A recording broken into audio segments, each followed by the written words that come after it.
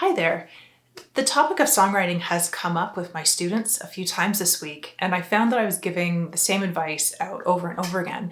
So I thought I would create a video to compile this advice into one place in case this is helpful to you on your piano journey.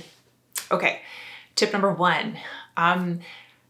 Songwriting needs to be practiced in a different way than the rest of your piano learning skills.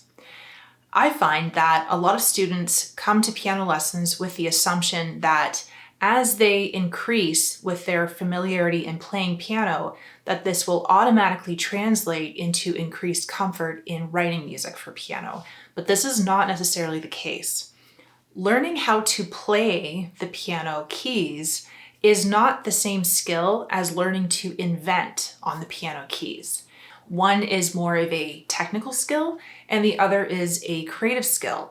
And if you want to get good at each of these skills, you have to practice each of these skills.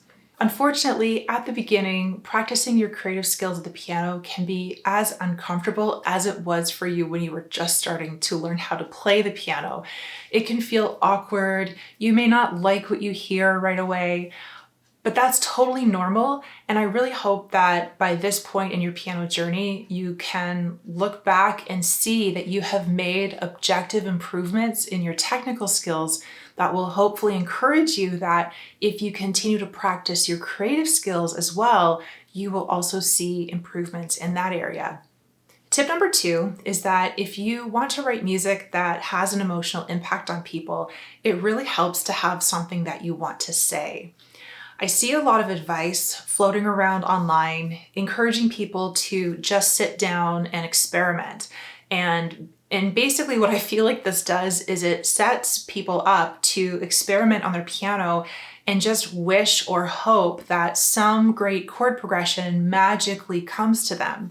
But this is not really how impactful music is made. When you are sitting down and just randomly experimenting with chords, you can come up with chord progressions or melodies that you like. But if they are not attached to something deeply emotional in you that is communicating something that you want to say, the appeal of that melody or chord progression likely won't last for very long.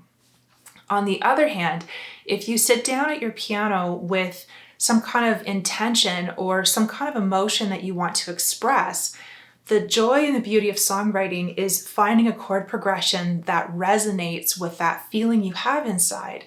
And it's that resonance that people who might listen to your music in the future, when they hear it, they also feel that resonance because they recognize that feeling. Do you know what I mean? For some people, having something to say could be as fully formed as having a set of lyrics that they want to write music to. But it doesn't have to be that fully formed. It could just be a feeling. It could be a word or a phrase that kind of guides you.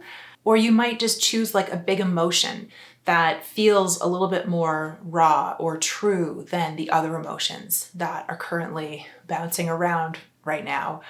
Because chances are, if you don't start your songwriting process with a spark of some kind, you're probably not going to find that spark down the road. Again, I'm sure it can happen. I'm sure there are happy coincidences like that, but you need to have big emotions inside for that music to resonate with in order for it to be truly resonant and not just catchy. Tip number three is to practice finishing your songs. Do you remember how I said earlier how the skill of playing piano is different from the skill of experimenting and creating on the piano? Well, the skill of creating and experimenting on the piano is different from the skill of wrapping up a song and giving it a clear beginning, middle, and end.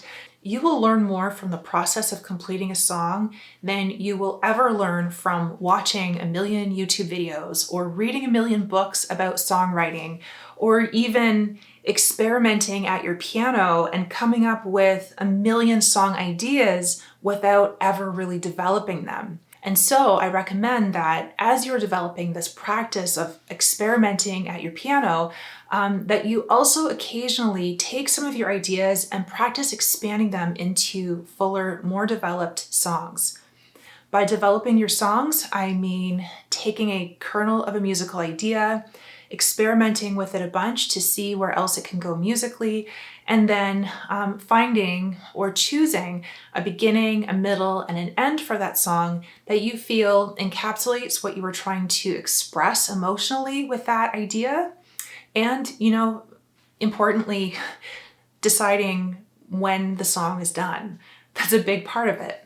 And try to remember that this practice is for you and you don't have to share the song with anybody. Not everything that you create needs to be shared. This is actually a really good practice to help you overcome your own perfectionism at the piano, because you can see this as just being your own practice for yourself. You are just practicing. You are not creating music to be shared with other people. You are practicing the craft of songwriting to help you understand the process of theme creation, development, and ultimately completion. And practicing songwriting with a theme that you don't particularly love is actually really great for overcoming perfectionism, because it lets you practice these songwriting skills at a bit of an emotional distance. Nothing's riding on this. There's no pressure on yourself to develop the perfect song. You're just practicing the craft of songwriting. But let me tell you that even if you do work with a theme that you're not fully in love with, by the time you have developed that theme into a full song, you will feel so proud of yourself that you probably will want to share what you did with other people, even if you understand that it's not your, not your masterpiece, it's not your life's work. You will still feel so proud of yourself for creating a full song, and you will very likely feel a rush to do it again. So those are my 3 main tips that I tend to hand out over and over again. I hope they were helpful. Please let me know if you have any questions about this. And I'm also thinking about expanding on these tips and the process of songwriting into a course. I'm thinking that the course itself would be probably about 5 or 6 weeks long. Long enough to give an introduction to the songwriting process and also give some personalized feedback on how people are doing throughout the songwriting process. So if this is something that you might be interested in, then please let me know. Take care.